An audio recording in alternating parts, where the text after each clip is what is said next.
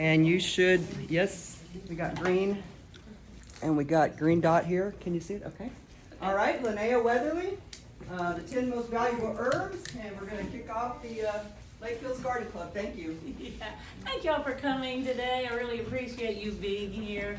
I'm Lynea Weatherly, and this presentation is my most 10 valuable medicinal herbs. Because there's so many of them, it's so hard to scale them down. So these are the ones that worked for me. I lived off-grid for 11 years in Pipe Creek, Texas.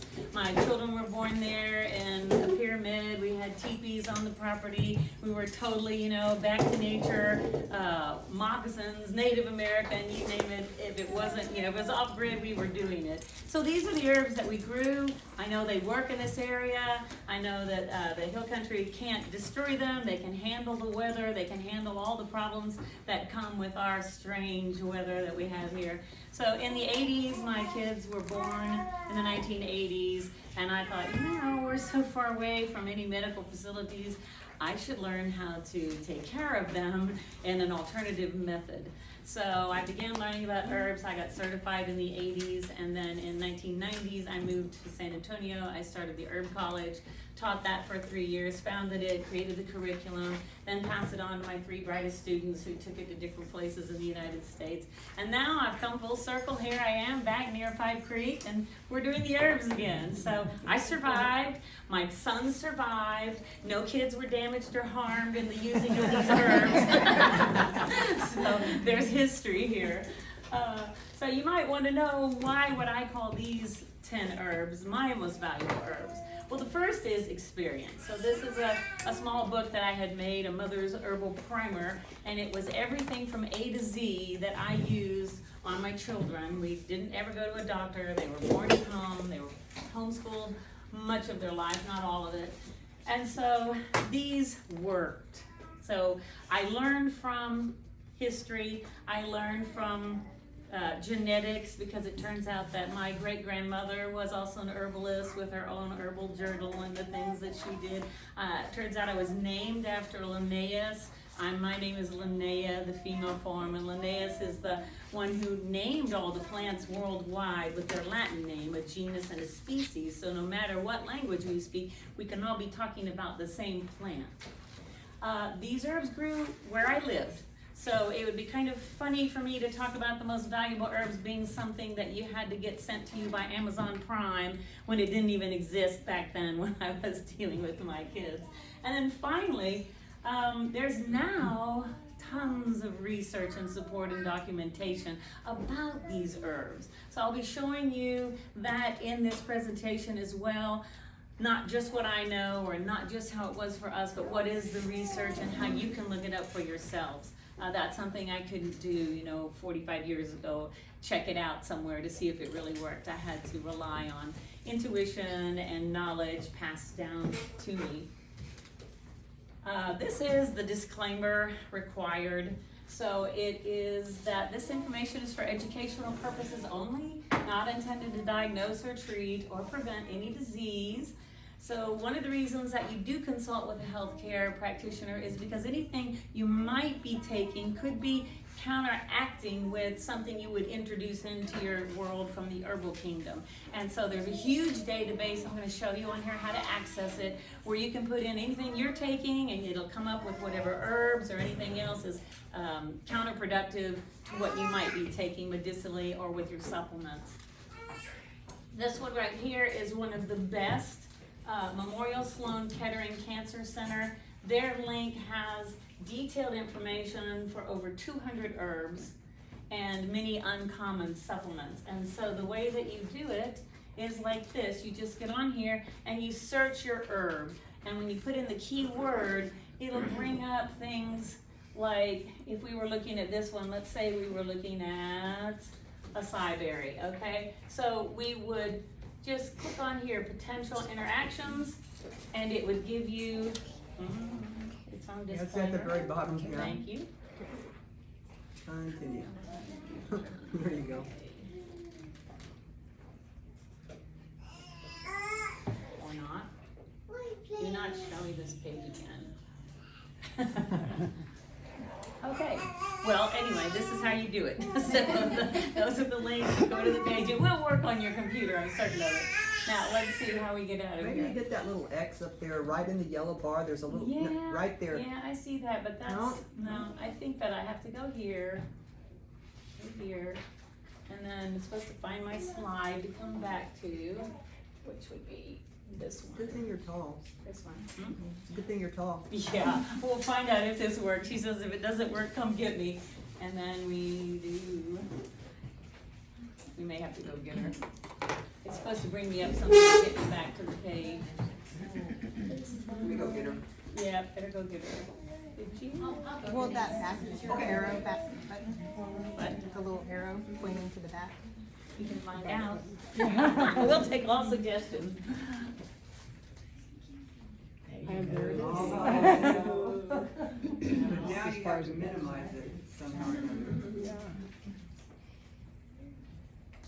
Well, you can keep reading about herbs while we read about everything else while we figure out how to get out of here. There's an arrow at the bottom left hand. Over there. Over there. Let's try that one. Why not? Never tried that one before. We're gonna touch everything on there. We'll just punch Oh. everything. Okay, well, now we know where that arrow goes. Well, this is my secondary, so here it is. You may not get to see it, but I'll get to see it. So So, if you hit in right here, what do you figure it'll do?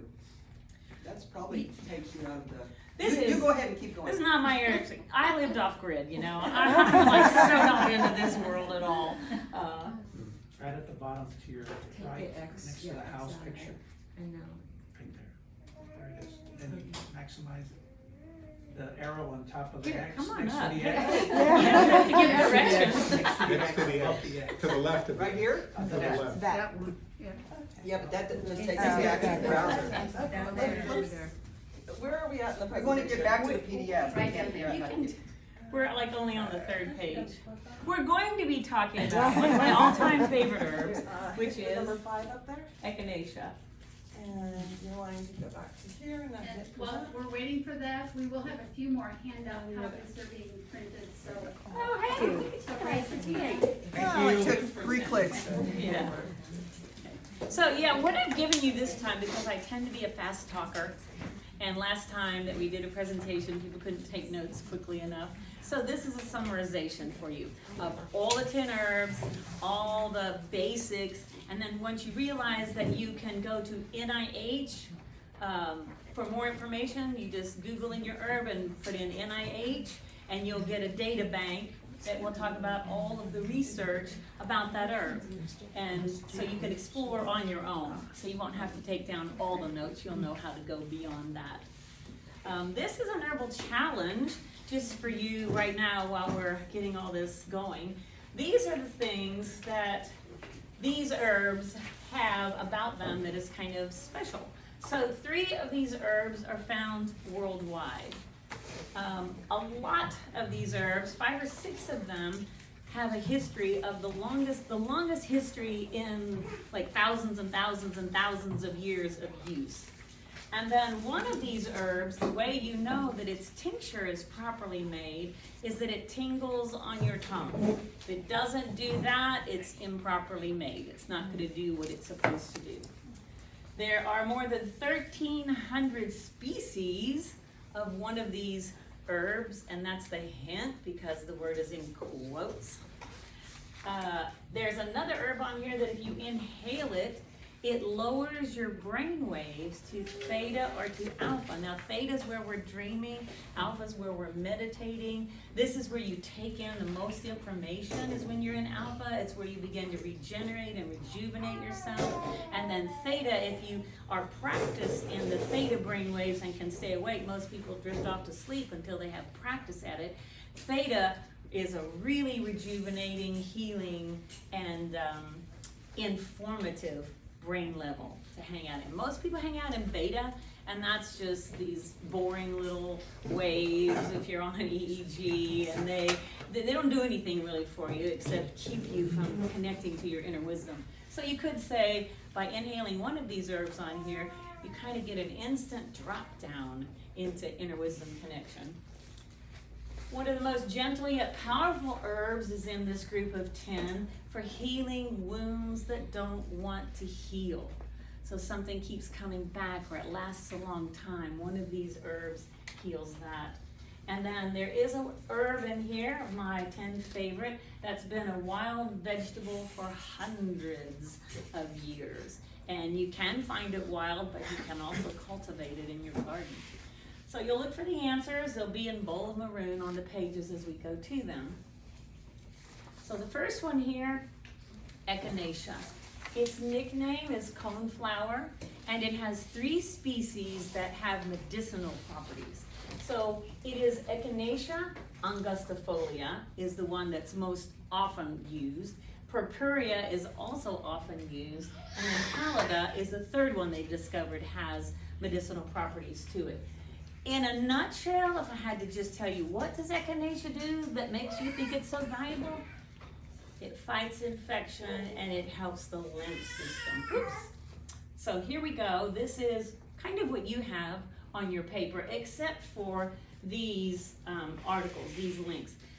We're not going to hit these links anymore because we want you able to get back to this page. But you don't have these links on your paper. This is Echinacea in a tincture form, and you'll see here's the answer. If the tincture to Echinacea is properly made, it will tingle on your tongue. And it is antibacterial, antifungal, and antiviral. That's really important when you're learning about herbs to learn what part of the herb is medicinal. You know, you can research that, but for Echinacea, it's the root.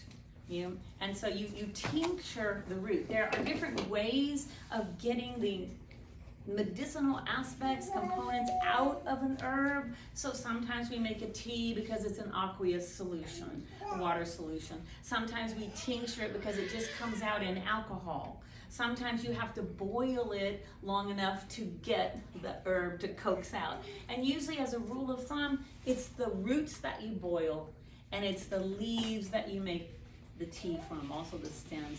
And when you make a tea in herbal world, it's called an infusion. You boil your water separate from your leaves, whether they're fresh or whether they're dried. So you don't do it like you do coffee, or you don't put them in the pot with the boiling water. So you want the leaves set in something that's glass preferably, and then you pour your boiling water over it. You cover it so that the steam doesn't escape, and you let it sit for 3 to 5 minutes. And that's how you get the extract out of a leaf or a stem of an herb. Roots are a little more complicated, but that's the simplest way of making your teas. All right, so One thing I want to add right here is this is going to be on the Lakehills Library Garden Club website, so you'll be able to download her presentation as well. You can just go to bed listening to me. Oh, you'll be able to hit the link. Get into that theta alpha, smell the magic herb you don't know about yet, and there you go. Learn while you sleep.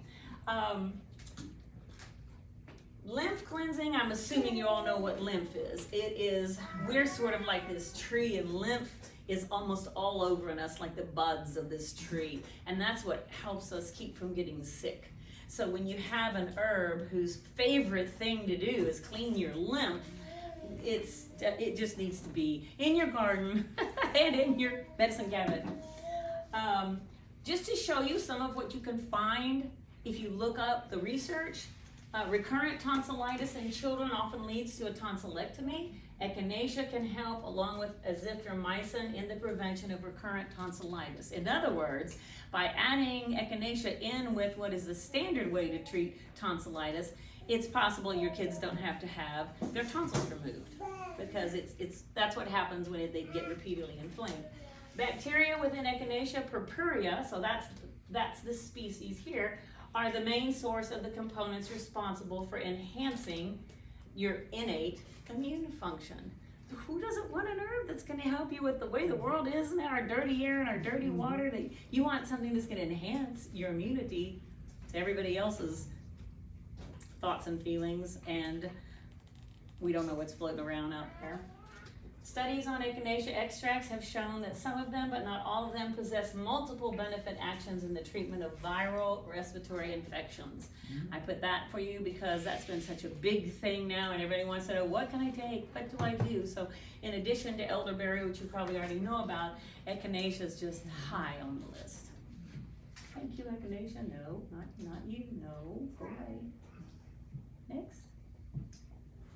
Maybe hit the screen, maybe hit on the white part of it. She told me to hit here. Hit escape, right there, top right-hand side, there you go. Okay, now hit present. Bam. Bam. So good. Hey, all right. Here's the next one. I'm gonna pass this around. This is what, you can open up the bag. That's what fenugreek looks like and smells like. It's really, here. Yeah. I got it. So the seeds are the part, and you want to eat them. They look like little nuggets of candy or something, and they have this really unique smell. Oh God, we already got off of echinacea. I mean, off of fenugreek. I don't know how to go back. When you click, if you It's go, okay. if you go over there and hit on that side, I wonder if it goes back. We'll just look at this part. This is fine. This is from an NIH on the web that shows you all these things that fenugreek is good for. Because we have one more page coming up on fenugreek. Everyone got 2 pages just in case something like this happens. So this shows you. This is not making a claim. This is research showing what this herb has been used successfully for medicinally. So diabetes, cancer, hypercholesterol, antioxidants improve the cell. It's been used for kidney disorders, respiratory orders, bacterial infection, epilepsy, gout, chronic coughs, paralysis, dropsy, piles, heavy metal toxicity, liver disorders, and arthritis. It's like a catch-all herb. It's like a really amazing herb, and this particular herb has, come on you, it's been around a long time, a very long time. Fenugreek, you might have seen quickly on the other slide. I'm not sure if I have it on your notes. Fenugreek, when you go to look it up online, sometimes it's called methi, M-E-T-H-I. That is not a drug. That is its Hindu name, methi. And we call it hayseed in English. That's our nickname for fenugreek, hayseed, H-E-Y-S-E-E-D. And it has been used in Central Asia since 4000 BC. This is an ancient herb. And can you grow it here? Yes, you can grow it here. Fenugreek is also, I consider it a woman's herb. Just about anything that could go on within a woman that can't go on within a man, this herb helps with. So, y'all can process all of that.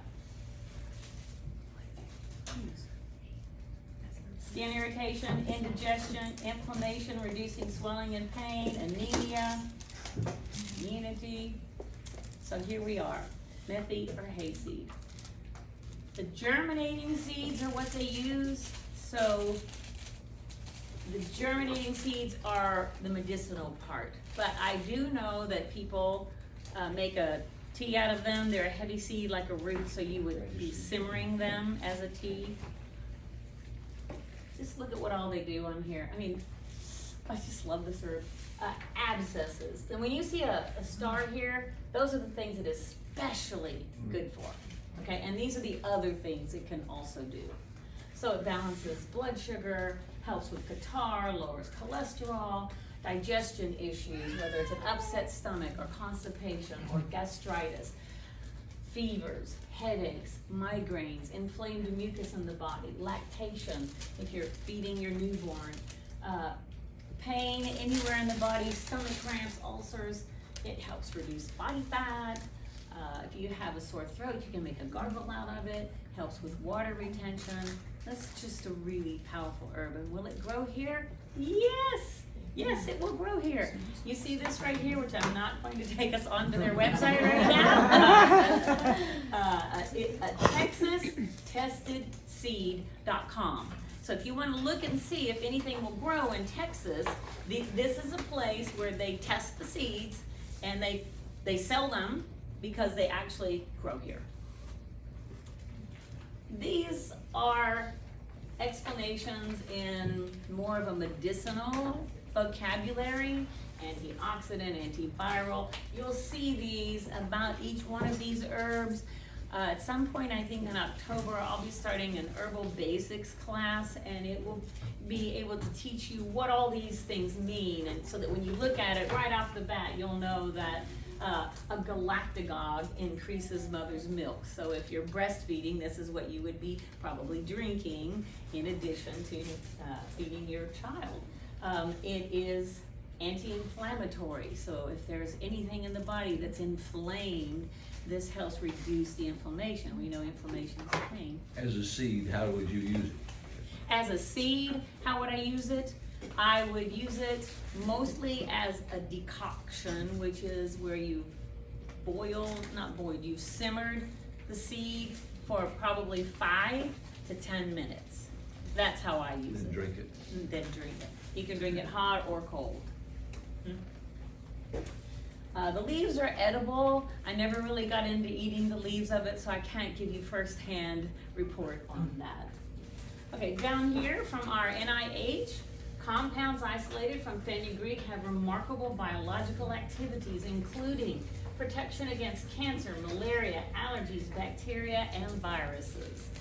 The second one is fenugreek has estrogenic effects and could possibly be listen up women, an alternative to hormone replacement therapy. Aren't we all looking for something we can drink instead of have to go pay for?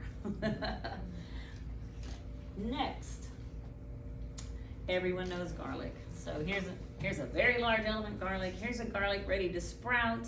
All these little, this is the time of the year because garlic sitting in your refrigerator or your pantry, it's sending its little shoots up. Plant me, plant me, plant me. You can grow garlic here. Garlic has been used since 2600 BC in Middle Asia. It's another one of our ancient herbs. And what is it best for? Infection, the lungs, and parasites.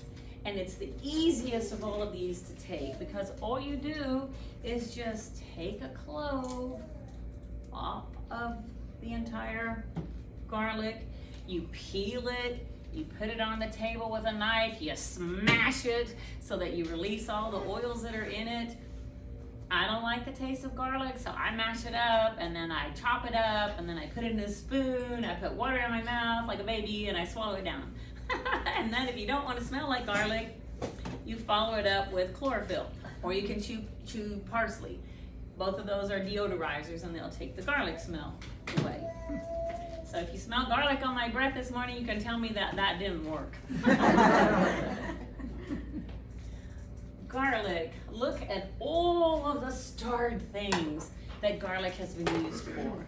It's been used as an aphrodisiac for men, for anemia, which means if you don't have enough iron in your blood, for the arteries, for asthma, for arthritis, to help prevent blood clots, for the cardiovascular system, catarrh, which is all that phlegm, I can't get my throat cleared, cataracts, cholesterol, chronic fevers, circulation, colds, diarrhea. It just goes on and on. You can read most of that on your paper, but let's see what the experts said about it. They said it has anti-inflammatory, rheumatological, ulcer inhibiting, anti-cholinergic, analgesic, on and on and on and on, if you know what any of those mean. That just means it's very, very powerful. I can tell you what each one of these means, but you guys can Google them. Garlic is one of the most efficient natural antibiotics against a wide spectrum of viruses and bacteria. Now this is the raw garlic. So don't think because you're cooking this in your food that you're getting all these benefits from garlic. It's the allicin that's in here that is the medicinal compound, raw, not cooked. What if it's fermented? Oh, fermented garlic's really good. You know about fermented garlic? Yeah, you take the black garlic. In honey? Yeah, that's really good. You're right, yeah, excellent. It's as good as whatever you see up here.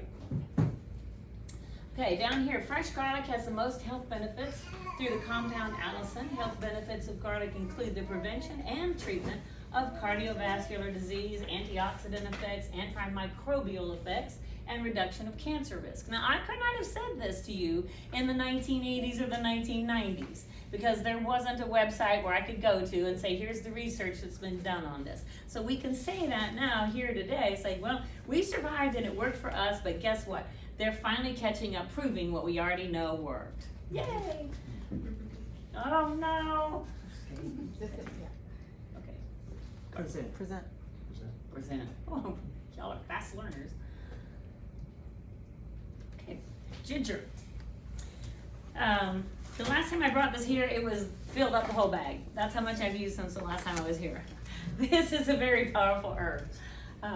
This herb has been used in China for over 5,000 years. This is a ginger rhizome, and this is a ginger leaf. And this is a small ginger leaf. It's off of one of my plants. These are plants in my yard right now. They're in self-watering containers. I bring them in the wintertime.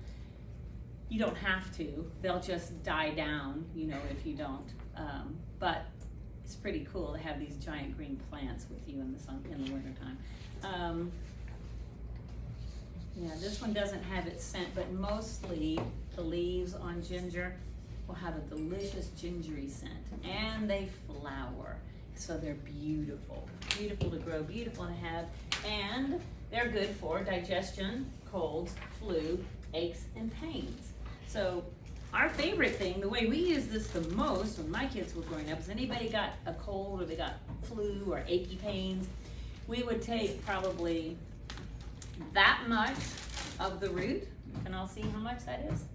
And that much of the root, grate it, simmer it in a pot of water for 20 minutes so it turns golden yellow, then pour it into a bathtub of hot water and soak in it.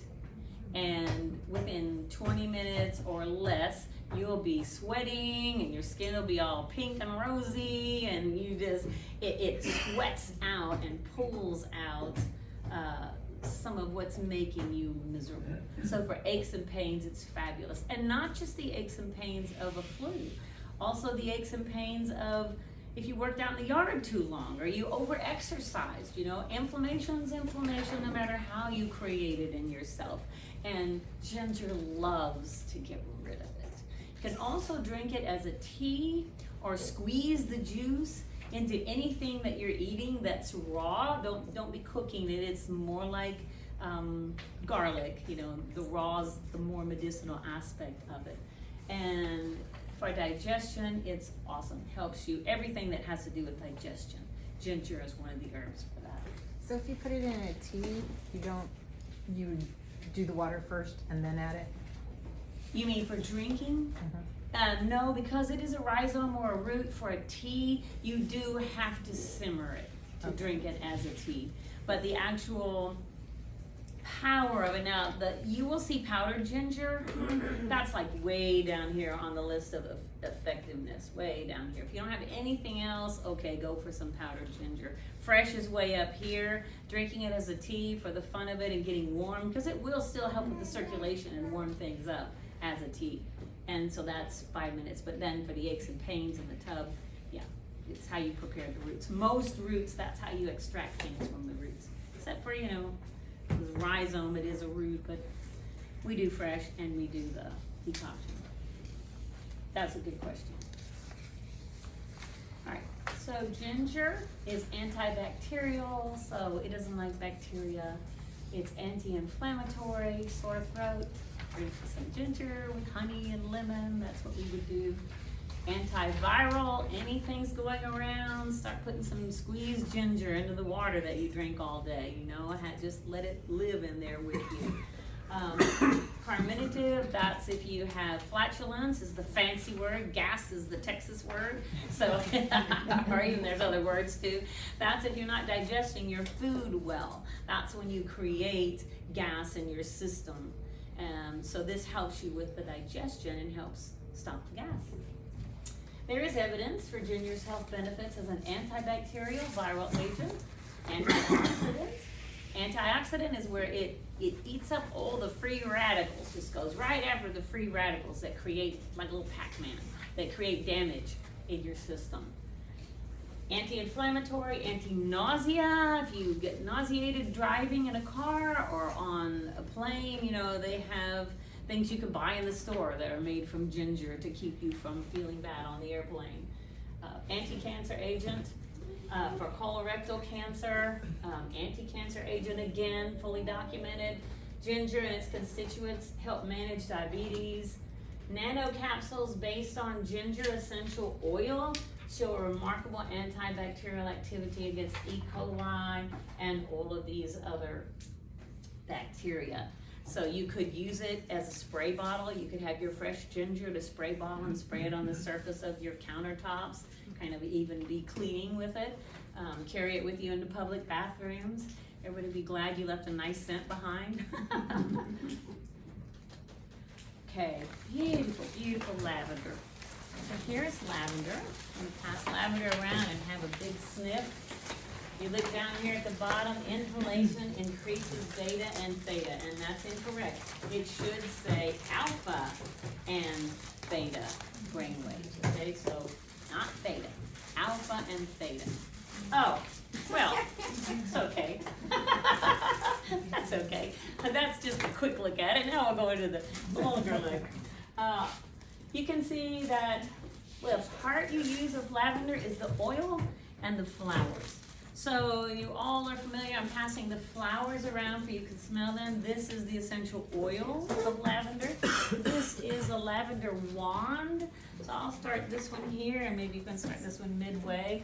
This is made from the actual lavender itself that grows and they weave it and make a little wand out of it. And then you use it to put the lavender in.